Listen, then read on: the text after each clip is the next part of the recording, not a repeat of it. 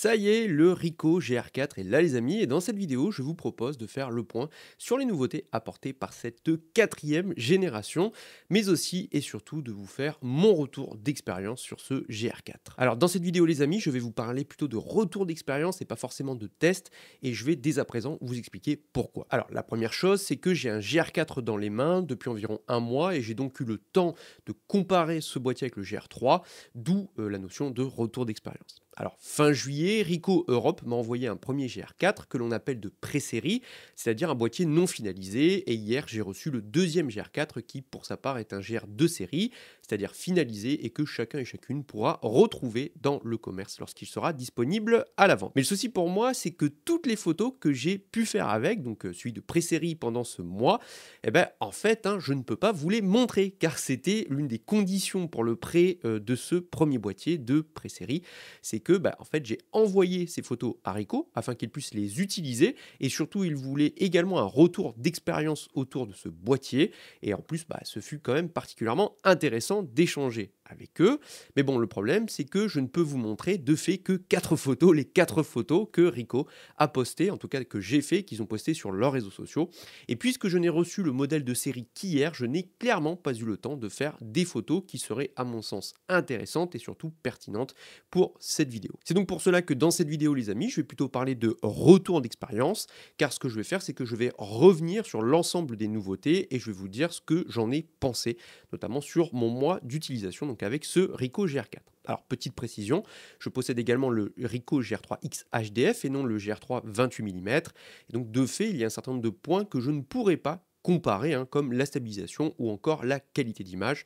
C'est pour ça que je demanderai sans doute un prêt à Ricoh. Bref, l'objectif pour moi est de m'adresser prioritairement aux GRistes qui se posent notamment des questions entre cette nouvelle version et l'ancienne. Surtout, cette vidéo n'est que la première sur une série autour du GR4, et comme je l'ai dit précédemment, il y a des points que je n'ai pas pu explorer et sur lesquels on manque aussi parfois d'informations. Enfin bref, on va en reparler.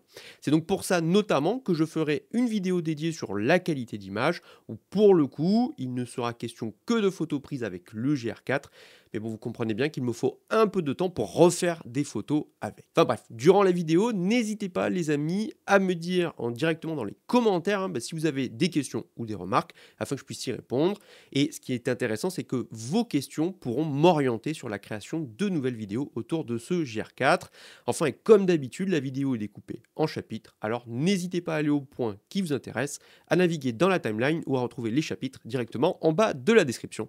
Et sans plus tarder, c'est parti. Bon alors pour commencer, la première chose que je voulais vous montrer, c'est la différence d'épaisseur entre le GR3 et le GR4. Ricoh a enlevé 3 mm seulement d'épaisseur sur le corps, ce qui peut paraître peu sur le papier, mais en tout cas c'est quand même visible, notamment lorsque l'on compare les boîtiers côte à côte. Alors en pratique, le GR4 possède un corps plus fin, et ça m'a quand même sauté aux yeux quand j'ai posé le GR4 au-dessus du GR3 au déballage. Et ce que je trouve fou, c'est que Ricoh a réussi à affiner un boîtier qui était déjà quand même super fin, tout en passant de la stabilisation de 3 à 5 axes, mais aussi en changeant la batterie pour une batterie qui est plus grosse. Et oui, ça vous avez bien entendu, et cette nouvelle batterie, on va en parler un petit peu plus loin dans cette vidéo. Bref, je ne dirais pas que la différence d'épaisseur est vraiment déterminante pour un usage quotidien, mais en tout cas cela amplifie encore davantage la compacité de cet appareil qui a pour vocation d'être quand même dans ma poche de pantalon ou de short, et pas simplement dans une petite sacoche. Et par ailleurs, je trouve que le grip est en plus d'avantages ergonomiques et qu'au global, il tient mieux en main par rapport au GR3.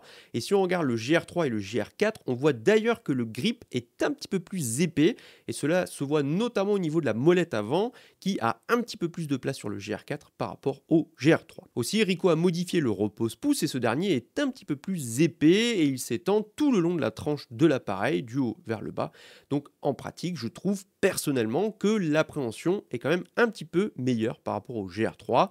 Attention, rien d'énorme non plus, mais je trouve qu'entre le grip plus épais et ce nouveau repose-pouce plus marqué, le boîtier se tient encore mieux dans la main. Et puis sur un boîtier si petit, forcément, les quelques modifications sont plus subtiles par rapport à un plus gros appareil. Par ailleurs, un autre changement important sur ce GR4, c'est la modification de certains points d'ergonomie sur l'appareil. Alors d'abord, on a l'apparition d'un mode snap dédié sur la roue supérieure de l'appareil. Et si le but est d'accéder au mode snapshot, screenshots et le tout en un clin d'œil. Alors là aussi en pratique, c'est bien pour les personnes qui font beaucoup de snaps, mais en tout cas personnellement, cela n'a pas vraiment changé la donne parce que moi j'ai plutôt l'habitude de mettre le mode snap sur le bouton Wi-Fi sur le côté de l'appareil pour y accéder rapidement. Ensuite, on a également la disparition de la roue autour du trèfle avec laquelle on réglait les ISO et on retrouve à trèfle à présent classique sur le GR4. Alors pour ma part, je vous avoue que j'aimais beaucoup quand même cette roue et en tant qu'utilisateur Sony, je suis habitué à ce type d'ergonomie. Alors sa disparition ne me change pas la vie non plus, faut pas exagérer, mais en tout cas je l'aimais quand même bien cette petite roue autour du trèfle. Par contre, on a l'apparition d'un nouveau bouton plus-moins sur la droite à l'arrière de l'appareil et ici ce bouton peut servir pour un certain nombre de choses et de fonctionnalités. Et d'ailleurs dans le GR4, vous avez à présent un menu dédié au paramétrage de ce bouton plus-moins et vous pouvez y attribuer ce que vous voulez, que ce soit la compensation d'exposition, les ISO, l'ouverture, la vitesse, enfin bref, on peut choisir la configuration de son choix en fonction de ses besoins et de ses habitudes. Alors au départ, j'étais quand même assez enthousiaste, mais en pratique, je me suis rendu compte que assez rapidement, je n'utilisais pas vraiment ce bouton, et ce pour une raison simple, c'est que là où il est placé, j'ai un petit peu trop peur d'appuyer dessus par erreur. De fait, il ne me sert surtout que lorsque je regarde mes photos pour zoomer, dézoomer, et ça, en pratique, c'est quand même plutôt très intéressant. Cependant, je trouve que certes, l'idée est bonne, mais en tout cas, le placement aurait été sans doute meilleur s'il avait été ailleurs. En tout cas, pas forcément sur le repose-pouce. Et je pense que des personnes qui ont notamment des grandes mains pourront appuyer dessus par inadvertance. Et je pense que ça va en faire râler certains, sachant que lorsqu'on regarde quand même de profil le boîtier, on voit que le bouton dépasse un petit peu. Enfin bref, je pense que ça va créer des débats. Ensuite, et toujours dans les modifications ergonomiques, la molette arrière que l'on appelle ADJ pour Adjustment en anglais, n'est plus une molette à pousser, mais une molette à tourner comme sur la plupart des appareils photo. Là aussi, je vous rassure, elle est toujours cliquable et on accède toujours aux 5 menus rapides, donc c'est toujours aussi pratique. Sur ce point, je pense que ce changement plaira à un certain nombre et moins à d'autres, et personnellement, moi, je vous avoue que quand même, je préférais la petite molette à pousser, car je pouvais facilement changer la correction d'exposition simplement en poussant le bouton sans avoir à tourner plusieurs fois la molette à un doigt. En tout cas, voilà, ça c'est mon avis personnel. Je pense néanmoins que ce format de petit bouton est peut-être un chouïa plus solide et durable dans le temps. Et puis comme je vous dis, je pense que ça plaira à un certain nombre. Enfin bref, au global, je trouve que le GR4 est plus agréable à tenir que le GR3 et l'appréhension est quand même plus sécurisante. Et pour un boîtier si petit, c'est quand même assez exceptionnel, je trouve, et ces nouveautés sont les bienvenues. Par contre, concernant la nouvelle ergonomie, je peux pas dire que je sois déçu ou content. J'avoue que j'aimais beaucoup l'ergonomie du GR3 et en tout cas, moi, la seule chose qui me frustre un petit peu, c'est la position physique de ce bouton plus-moins. Enfin bref, n'hésitez pas, les amis, à me dire ce que vous en pensez. Ensuite, parmi les autres nouveautés, on a donc la présence d'une nouvelle batterie. Alors cette nouvelle batterie, c'est le point que personne n'a vraiment analysé dans la fiche de spec qui avait été donnée par Ricoh au printemps dernier. Et d'ailleurs, ce fut pour moi la grosse surprise lorsque j'ai déballé ce GR4, c'est que la batterie, elle était bien plus grosse par rapport à celle du GR3. Et ici, on passe d'une batterie de 1350 mAh à une nouvelle batterie de 1800 mAh. Maintenant, lorsqu'on compare les deux batteries, on a l'impression que la nouvelle est quand même bien plus grosse, mais c'est aussi dû au fait qu'elle est carrée alors que l'autre est plus arrondie, mais en pratique, la différence de puissance n'est pas si énorme quand même. Mais alors concrètement, est-ce que cette nouvelle batterie change vraiment la donne par rapport à l'ancienne? Eh bien pour moi, la réponse est quand même un petit peu nuancée. Car si j'ai bien compris, cette nouvelle batterie offrirait 25% d'énergie en plus, et c'est grosso modo ce que j'ai constaté en utilisant ce GR4 sur le terrain. Pour le dire autrement, j'ai constaté une légère amélioration par rapport au 3, mais ce n'était pas aussi élevé que ce que j'espérais, notamment en regardant la différence de taille entre les deux. J'ai testé le GR4 notamment sur le mois d'août et les températures dans le sud-ouest de la France ont été particulièrement élevées, ce qui a fait quand même pas mal chauffer le GR4 et entamer la batterie. Et par ailleurs, j'ai utilisé l'appareil avec l'écran avec la luminosité maximale le plus souvent, qui a là aussi pas mal sollicité la charge. Enfin, et pour terminer sur ce sujet, je pense que la nouvelle stabilisation sur 5 axes pompe également davantage d'énergie. Enfin bref, la nouvelle batterie du GR4 améliore légèrement l'autonomie de l'appareil, mais en tout cas, il ne faut pas vous attendre non plus à doubler le nombre de photos que vous allez réaliser avec. Au global, pour moi, je pense que c'est toujours cela de prix, mais à mon sens, il faudra quand même toujours avoir sur soi au moins une autre batterie si vous prévoyez d'avoir une utilisation intensive de votre GR. Avec le GR3, la batterie n'a jamais été un réel problème pour moi, car j'ai toujours eu une batterie supplémentaire dans la poche. Et ici, je pense que ce sera peu ou prou la même chose. Mais en tout cas, sur un boîtier aussi compact, c'est un compromis qui pour moi n'est pas vraiment un problème et que j'accepte volontiers. Alors cependant, il faut comprendre que pour loger cette batterie, qui est un peu plus volumineuse, Ricoh a dû trouver de la place et ça a eu une incidence sur le stockage. Enfin bref, la transition était toute trouvée avec la nouveauté suivante. Car de fait, le stockage a totalement changé sur ce GR4. Alors d'abord, le stockage interne passe de 2 à 53 Go et le port de carte passe de la norme SD à la norme micro SD. Et je vous propose de commencer par le stockage interne. Avant, avec 2 Go, on avait juste en fait un stockage d'appoint que j'appelais de crise, du genre j'ai oublié ma carte SD et donc je peux quand même faire quelques photos histoire de. Par contre, maintenant, avec 53 Go de stockage interne, c'est vraiment un stockage utilisable. Alors je vous donne le volume de photos que vous allez pouvoir faire avec 53 Go, donc sans carte. En JPEG taille L, vous pouvez faire 3498 photos, en RAW 955 et en RAW plus JPEG 774. Et pour beaucoup, finalement, ces 53 Go seront largement suffisants. Enfin, et pour ce qui est de la micro SD, cela ne me pose personnellement pas vraiment un problème, car j'en possède déjà pas mal pour le drone ou la cam d'action, et que de fait je suis habitué à ce format. Et puis d'ailleurs, j'ai également le lecteur compatible, donc personnellement là aussi, cela ne va pas changer ma vie. Par contre, je comprends qu'une personne qui n'a pas de carte micro SD puisse trouver cela quand même un petit peu gênant, car il faut d'un côté une nouvelle carte, et puis également soit un lecteur compatible, soit l'adaptateur qui permet de mettre la micro SD dans une SD et mettre le tout sur un lecteur de carte SD. Parmi les autres nouveautés maintenant, il y a également l'autofocus. En tout cas, moi j'ai constaté de mon côté qu'il y avait quand même quelques changements par rapport au GR3. Ce dernier n'était clairement pas un foudre de guerre, on va pas se mentir, et un AF plus véloce était quand même très largement attendu, moi le premier. Et à mon sens, l'autofocus du GR4 est plus ou moins amélioré. En tout cas, vous allez le voir, cela dépend des modes que vous allez utiliser. Donc si je devais le dire autrement, il y a pour moi une grosse différence entre l'AFS et l'AFC, donc on va étudier les deux individuellement. En autofocus continu, je trouve que c'est un petit peu mieux, mais en tout cas, je trouve que cela reste trop lent malgré tout, notamment si vous êtes habitué à l'autofocus d'autres marques. Et lorsque la lumière ne manque pas, je trouve que c'est correct, mais ça n'atteint quand même pas la vitesse d'un Canon, d'un Nikon ou d'un Sony. En tout cas, il n'y a rien de comparable. Et d'ailleurs, on n'a toujours aucun paramétrage de vitesse de l'AFC ou encore des transitions. Enfin bref, le GR n'est quand même vraiment pas conçu pour ce type d'autofocus. C'est plus du dépannage, mais rien de sérieux. Néanmoins, je trouve que ça a un petit peu progressé lorsque la lumière est suffisante, mais ça reste quand même assez lent et hésitant lorsque la lumière manque un petit peu. Je n'ai jamais vraiment utilisé l'AFC avec le GR3 et je pense que ça ne sera pas vraiment le cas en prime sur le GR4. Par contre, si je regarde l'autofocus unique, là, à mon sens, il a vraiment progressé. Alors d'abord, il est bien plus réactif et précis, et lorsque je fais la mise au point, l'appareil est rapide, et surtout, il fait la mise au point encore plus précisément par rapport au GR3. Mais ce qui m'a le plus quand même frappé positivement, c'est à quel point l'AF unique est plus réactif et précis lorsque la lumière manque, ou lorsqu'il y a par exemple du contraste. Avec le GR3, c'était quand même assez compliqué, et l'appareil pouvait quand même pas mal pomper lorsqu'il faisait sombre, ou lorsqu'il y avait du contre-jour par exemple. Mais avec le GR4 maintenant, c'est quand même bien plus rapide et précis, y compris dans ces conditions difficiles, et c'est d'ailleurs sans aucun doute le point qui m'a le plus frappé et sur lequel je me suis dit waouh, là ça a bien progressé.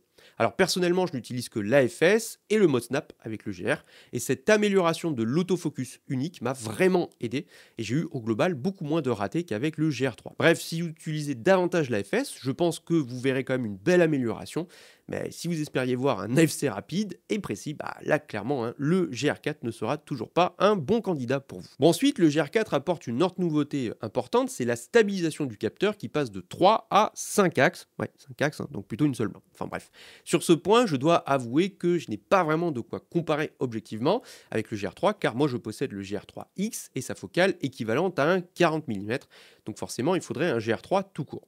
Alors, est-ce que cette stabilisation sur 5 axes est très efficace ? De mon côté, moi je dirais plutôt qu'elle fait le job. J'ai remarqué que le seuil limite était de 0,3 secondes pour vraiment minimiser les déchets tout en tenant bien son appareil avec une bonne respiration, etc. Au-delà, j'ai quand même pas mal de déchets. Maintenant, si je pondère la performance avec la taille du boîtier, c'est pour moi une performance satisfaisante et ça permet de faire de la pose lente à main levée, que ce soit pour du paysage ou encore de la street photo. N'ayant pas donc le GR3 28 mm, je ne peux pas me rendre compte du progrès. Et dans ce cas, les amis, si vous possédez le GR3 28 mm et que vous connaissez ses limites, n'hésitez pas à mettre en commentaire jusqu'à quel temps vous pouvez descendre avec la stabilisation 3 axes. De mon côté, je vais essayer de voir avec Ricoh si je peux avoir un GR3 en prêt afin de comparer tout cela et de faire un véritable test pour voir les différences entre la stabilisation 3 axes et celle à 5 axes. Parmi les autres nouveautés, le GR4 embarque également un nouveau capteur et une nouvelle formule optique, et ça forcément ce n'est quand même pas un détail. Alors pour rappel, on passe d'un capteur de 24,2 millions de pixels sur le GR3 à un capteur de 25,7 millions de pixels sur le GR4, et au niveau de l'objectif, on a une nouvelle formule optique. Sur le GR3, on avait 6 lentilles dont 2 asphériques, et sur le GR4, on a 7 lentilles avec 3 lentilles asphériques. Donc on a une formule optique qui est encore plus complexe. Alors voilà ce que je pense quand même de ce nouveau couple capteur plus objectif. Alors si on regarde le capteur, je ne peux pas vraiment me prononcer maintenant, car d'abord les RAW ne sont pas encore pris en charge, que ce soit dans Lightroom, dans Photolab et compagnie. Alors le gain de définition est quand même minime, et je pense que l'on aura sans doute un petit gain sur la montée en ISO, éventuellement une meilleure dynamique, mais ça je préfère attendre d'étudier les RAW avant de me prononcer sérieusement quand même là-dessus. Surtout je préfère également prendre le temps de vraiment faire un comparatif assez carré quand même entre le GR3 et le GR4 pour faire un comparatif, mais je pense que les différences seront quand même assez subtiles. En ce qui concerne l'optique, je pense qu'il faudrait également un protocole précis pour comparer les deux formules, donc entre le GR3 et le GR4. Je pense que l'on gagne sans doute encore un petit peu plus en piqué et en homogénéité, mais la formule optique du GR3 était pour moi déjà tellement bonne qu'il faudra sûrement un comparatif à 200% pour voir une réelle différence, et sûrement là aussi dans les angles. Enfin bref, on part quand même d'une base qui était très solide. Mais ce que j'ai remarqué par contre entre mon GR4 et le GR3X HDF, c'est une meilleure gestion des flares lorsque le soleil est sur le côté. C'est-à-dire que lorsque j'utilisais mon GR3X, j'avais parfois des flares latéraux, ce qui n'est pas du tout le cas avec ce GR4. Et faisant beaucoup de paysages ou d'architecture, c'est un point très positif.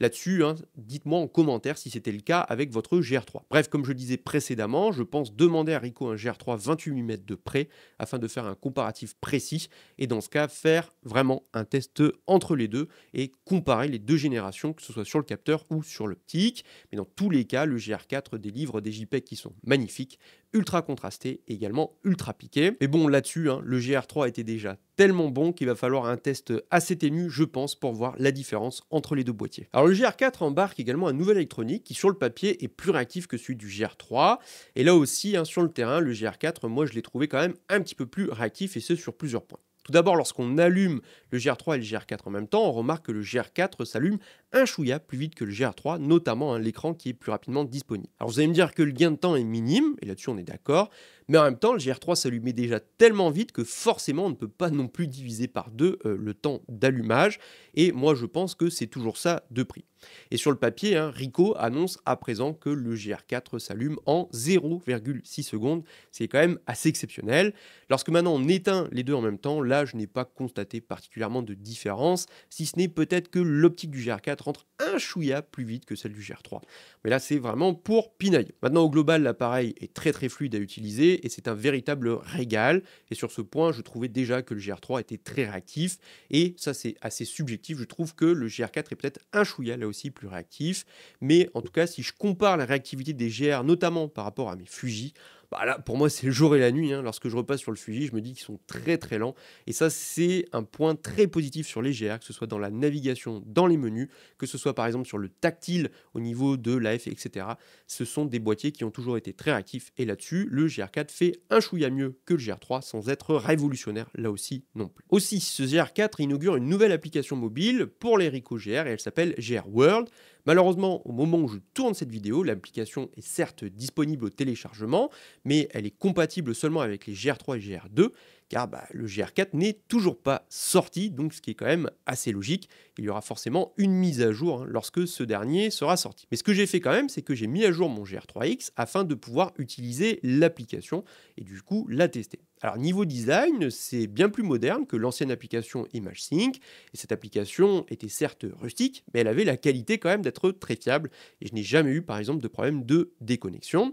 Ici, la nouvelle application GR World est plus jolie, et l'interface est très facile à prendre en main. Enfin bref, c'est ce qu'on attend en 2025. On va pouvoir transférer ses photos ou utiliser son smartphone comme une télécommande par exemple, donc des fonctionnalités qui sont assez classiques pour ce genre d'application. Et lorsqu'on allume l'appareil, il faut laisser quelques secondes pour que le Bluetooth s'active et ensuite que l'application donne le feu vert. Une fois que c'est bon, on lance la connexion et après, il ne faut que quelques secondes avant que les deux ne se connectent en Wi-Fi. Et après, donc, on peut naviguer, s'envoyer ses photos, que ce soit des RAW, des JPEG ou même des vidéos. Alors, jamais fait de vidéo avec le GR, mais comme sur ImageSync, hein, on a le choix entre deux formats, soit un format compressé de 2 millions de pixels, soit un format en pleine définition. Et ça, c'est très pratique en fonction de là où on veut partager ses photos.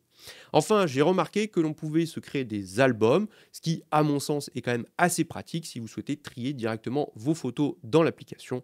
Perso, c'est pas forcément quelque chose que je vais utiliser, mais pour certains, ça pourra être peut-être utile. Alors, sur le papier, pour le moment, c'est une application assez classique et elle fait de manière plus rapide et moderne ce que faisait ImageSync avec le GR3. Cependant, il faut comprendre que pour le moment, le GR4 n'est pas disponible dans l'application et il y aura une mise à jour à la sortie officielle du GR4, donc à peu près courant mi-septembre. Et ici, je pense que l'application aura des fonctionnalités avancées rien que pour le GR4. Alors attention, je n'ai pas d'informations sûres à ce sujet, mais Ricoh communique beaucoup sur la nouvelle connectivité du GR4 et sur le couplage avec cette nouvelle application GR World. De fait, je pense personnellement qu'il y aura des fonctionnalités uniques au GR4, ce qui permettra aussi de valoriser cette nouvelle version par rapport au 3. Forcément, il faut qu'il y ait des choses en plus à offrir. Enfin bref, les amis, le cas échéant, on en reparlera dans les prochaines semaines lorsque le GR4 sera compatible dans l'application GR World et on verra à ce moment-là s'il y a vraiment de nouvelles fonctionnalités qui sont disponibles. Par ailleurs, ce GR4 apporte deux nouvelles simulations, donc le cinéma jaune et le cinéma vert. Alors, que dire de ces deux nouveaux rendus? Le cinéma jaune est comme un film chaud qui est assez agréable et qui donne un beau rendu cinéma. Personnellement, j'aime beaucoup, surtout en ajoutant un petit peu de saturation et en poussant la balance des blancs vers le jaune. On a quelque chose qui est quand même très chaleureux, très agréable, un peu hollywoodien. Et je pense que personnellement, je vais beaucoup l'utiliser, donc je vous montrerai plein de photos par la suite. De son côté, le film cinéma vert est un petit peu plus vert, hein. C'est un rendu que personnellement j'aime moins, mais j'en suis sûr que beaucoup vont s'amuser avec. Et globalement, j'espère surtout que Ricoh ajoutera avec des mises à jour de nouvelles simulations et que l'on pourra utiliser plein de nouveaux rendus sur le GR4. Une autre petite nouveauté pour terminer, c'est que ce GR4 introduit deux nouveaux formats de fichiers, le format 4 tiers et le format 16 neuvième. Donc on conserve toujours le 3,5 et le 1 pour 1, mais ces nouveaux formats seront les bienvenus, notamment le 16 neuvième, ceux qui font du vertical pour les réseaux sociaux, et le 4 tiers, c'est un format tellement standard que je pense que ça sera utile pour pas mal de personnes. Bref les amis, je pense qu'il est venu le moment de conclure cette vidéo. Alors tout d'abord, je suis quand même frustré de ne pas avoir pu vous montrer toutes les photos que j'ai pu prendre avec le GR4 de pré-série, mais ne vous inquiétez pas, comme je vous ai dit, dans les prochaines vidéos, j'aurai du grain à moudre et j'aurai beaucoup de choses à vous montrer, il me faut juste un petit peu de temps. Mais en attendant, qu'est-ce que je peux retenir de ce Ricoh GR4? Alors si je devais résumer ce que j'en pense dans une formulation, je dirais que ce GR4 est un petit peu un changement dans la continuité, et pour le dire autrement, en fait c'est un GR3 qui a été amélioré. Maintenant la question que beaucoup vont se poser à présent, c'est de savoir si cela suffit. Et pour moi, il y a deux cas de figure entre d'un côté les GRistes, donc qui ont déjà un GR, et les non-GRistes qui se posent la question d'en acheter un ou pas. Et forcément, il faut aussi pondérer cela avec la question du prix, et ça, c'est un point que l'on n'a pas encore abordé ensemble, car en effet, ce GR4 sera proposé à la vente au tarif de 1 349 €, ce qui représente une hausse de prix de 300 € par rapport au GR3. Alors oui, objectivement, si on regarde les choses, le prix a augmenté et c'est une hausse que l'on ne peut quand même pas négliger. Ça, c'est pas moi qui vais vous dire le contraire. Alors ce que j'en pense personnellement, c'est que toutes les marques ont fortement augmenté leur prix récemment. Et si vous regardez toutes les dernières sorties, tout le monde dit à chaque fois que c'est trop cher et c'est pas forcément dû au GR. Alors moi, je pense qu'en fait, ces nouveaux prix sont à présent la norme et que toutes les marques, et pas seulement Ricoh, ont fortement augmenté les prix. Et tout le monde dit que c'est trop cher, mais c'est qu'en fait, tout le monde ne s'est pas habitué à ces nouveaux prix élevés. Et pour moi, la question à se poser, c'est surtout de savoir est-ce que cet appareil vaut le coup lorsque l'on pondère tout ça avec le prix. Et là, comme je le disais précédemment, cela va dépendre si vous êtes GRiste ou non. D'un côté, si vous possédez un GR3, la réponse est complexe et je pense que cela dépend vraiment de ce que vous recherchez, notamment par rapport au point que vous recherchez sur le GR3. Alors, la qualité d'image du GR3 était déjà tellement élevée que je ne pense pas personnellement que le nouveau couple capteur plus objectif soit révolutionnaire. Je ne pense pas qu'on va avoir un gain énorme. Par contre, maintenant, le GR4 améliore pas mal de petits points qui le rendent encore meilleur, Mais maintenant, hein, la question, c'est de savoir, pour vous, est-ce que cela vaut l'investissement? Ça, c'est à chacun de le dire et je serais curieux d'ailleurs de savoir si, pour vous, ça vaut le coup ou pas et en tout cas de ce que vous en pensez plus largement, les amis. Alors maintenant, il y a aussi le cas des non-GRistes qui, eux, se posent la question d'en acquérir un et qui pondèrent tout ça, là aussi, avec la question du prix et qu'ils comparent également avec d'autres boîtiers et avec ce qui se fait dans la concurrence. Alors je sais que beaucoup comparent le GR4 avec le Fujifilm X-M5 par exemple, mais à mon sens la comparaison est assez improbable et je vais vous expliquer pourquoi. Certes, on retrouve le XM5 avec le 1545 pour 999 €, mais il faut garder en tête trois choses quand même. Alors tout d'abord, le 1545 est un objectif qui ne rivalisera en aucun cas avec la qualité optique du GR. Ensuite, et même si l'ensemble est assez compact, il ne rentre vraiment pas dans la poche d'un pantalon, contrairement au Ricoh GR. Enfin, c'est un appareil photo à objectif interchangeable et non un véritable compact, et en ce sens, seul le X106 de Fujifilm est comparable, mais lui il se trouve à 1800 €, et puis également il est bien moins compact. Enfin bref, je pense personnellement que le GR est un boîtier qui n'est vraiment pas destiné à tout le monde, et davantage à un public qui recherche un compact expert à la qualité d'image exceptionnelle, mais qui rentre également dans la poche et qui est extrêmement discret, et c'est un boîtier pour moi qui est plutôt complémentaire. Donc pour moi, ce n'est pas du tout la même chose de se dire qu'on peut le mettre dans la poche du pantalon ou seulement par exemple dans une petite sacoche. C'est-à-dire que je n'utilise pas du tout mon GR comme mon Fujifilm X100. Car ce que je recherche avec le GR et que je n'ai pas avec les autres par exemple, c'est le fait d'avoir un capteur APS-C vraiment dans la poche de mon pantalon, et c'est d'ailleurs ce qui fait que j'ai adopté le GR dans mon matériel photo, notamment lorsque je voyage ou tout simplement au quotidien. Et donc je pense qu'il y aura toujours des discussions passionnées autour du GR, et il y aura autant de personnes convaincues que de personnes déçues qui diront bah il n'est pas trop pixelisé, il n'y a pas de viseur, etc. Enfin bref, j'aimais le GR3, j'aime beaucoup également ce GR4. Maintenant la question c'est de savoir est-ce que vraiment le GR4 change la donne? Pour moi, il améliore un certain nombre de points qui sont les bienvenus. Je dirais pas que c'est révolutionnaire, je dirais juste que voilà, beaucoup de choses ont été améliorées.